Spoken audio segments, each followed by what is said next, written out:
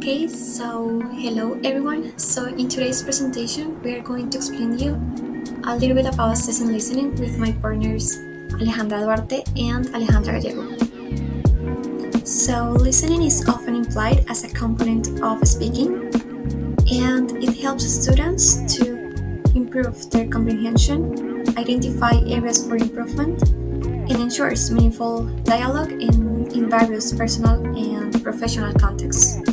So, designing appropriate assessment tasks in listening begin with the specification of an objective or criteria. And those objectives are classified into four different types of listening that are intensive, responsive, selective, and extensive. So, the intensive listening, it helps us to recognize the phonological and morphological elements. For example, phonemes, word intonation, discourse markers, etc. So, for example, in this case, the student will listen to the sentence, "Is he living?"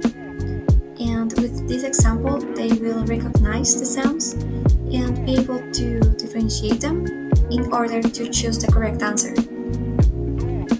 So, responsive listening, it is basically the short stretch of the language, for example, a greeting, a question, a command, in order to make a short response.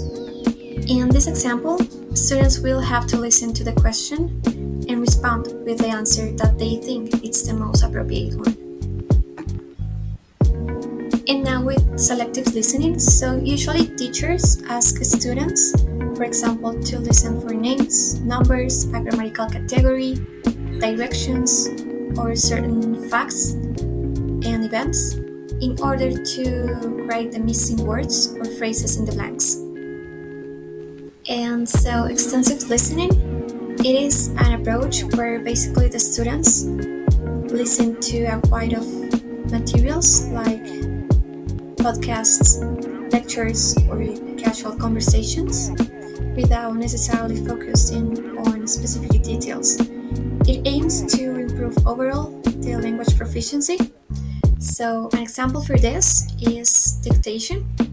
So dictated listening exercises require the students to pay attention to the details of a speech, especially such as intonation, specific words, and different pauses, in order to encourage them and be more focused on the listening.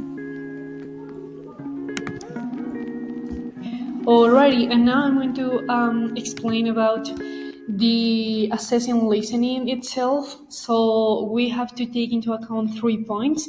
The first one is the before our learners listen, the while they do, and the after.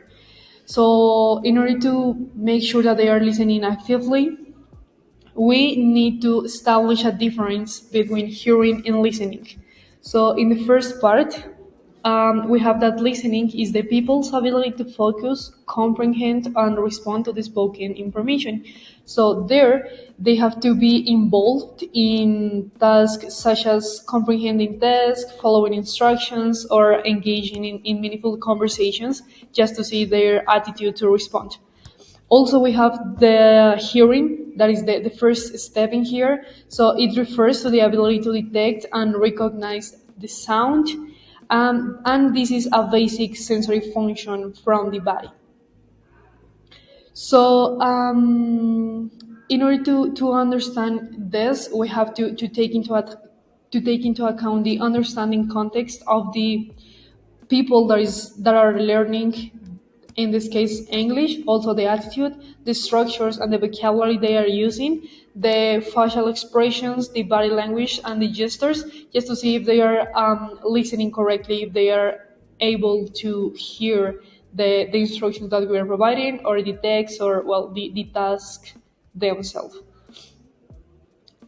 And the last step for this part, we have how much do we rely on context to help us understand what we are hearing. So in here, we have to take into account the background knowledge of the students or the learners, and also the expectations. Because if we provide a context or the description of a situation, they are going to be able to better understand what is happening in the conversation, or the instructions that we are providing. So if they have enough background knowledge, they are going to be able to actively listen the activity itself.